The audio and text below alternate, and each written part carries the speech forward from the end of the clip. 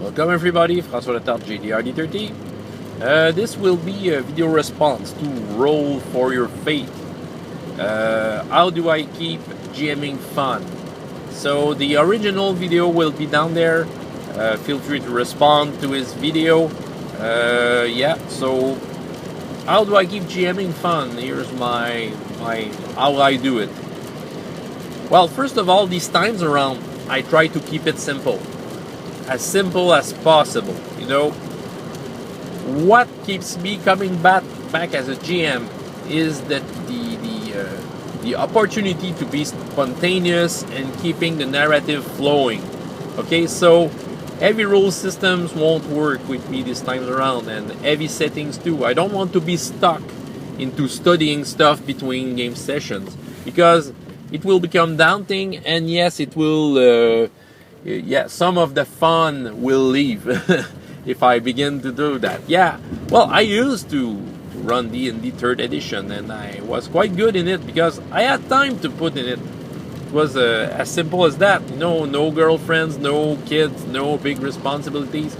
This was another time. And yeah, what I had time to put into that, I had many times on my hand, and yeah, it was easy for me to come at the game session prepared, because yeah, I had time to put that. Well, now things have changed for good, but yeah, I can't handle that much information into a game between sessions.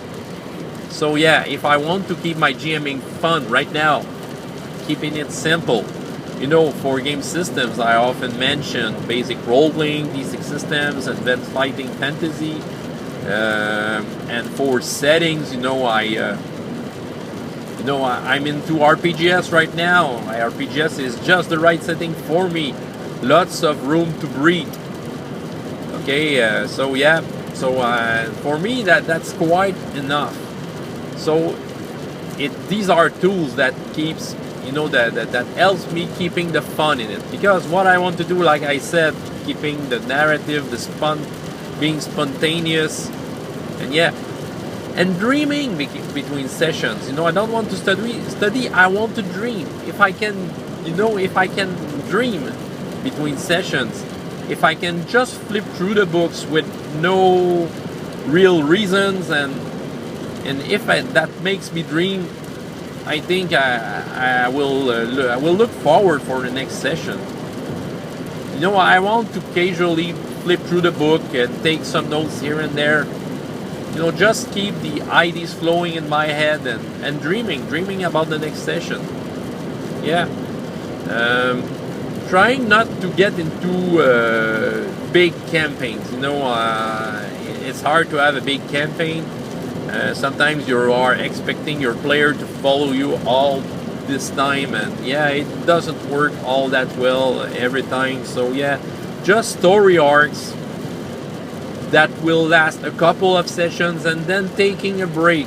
You know, I think I've mentioned it in some videos earlier, but you know, in reality, I'm a frustrated player. Yeah, because there's so many games I would want to be a player in, but there's no GM who wants to run it. So I became the GM by default, because I'm running the games I would want to be the player in.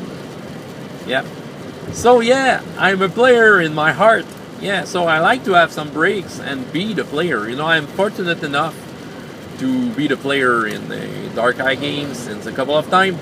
And I have in my home group, they are potential game masters, and yeah, they all want to run their stuff. You know, I will get into a game of Rift in a couple of sessions. I will get eventually into a game of True 20 Fantasy, and yeah, it will gives me the time to appreciate the job of GM by taking this break and maybe dream again and organize my notes. Up to the next time, I will be able to give something to the player for a couple of sessions, a small story arc, you know. So it's all around being simple. It's all around simplicity, because that's the lifestyle I can elect to have. You know, I can't give more than that.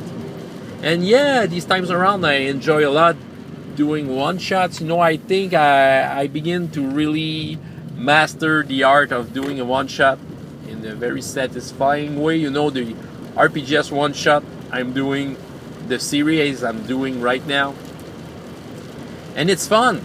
The fun of GMing is there because every time I don't know what to expect.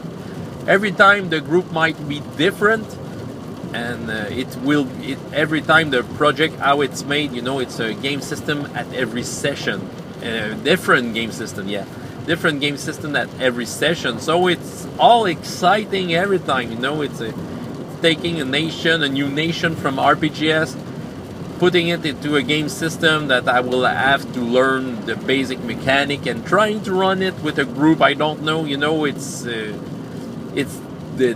challenge of the unexpected. Okay, I don't know what to expect, and I'm very thrilled by that. So that's something that keeps the flame of GMing into me. You know, that kind of challenge.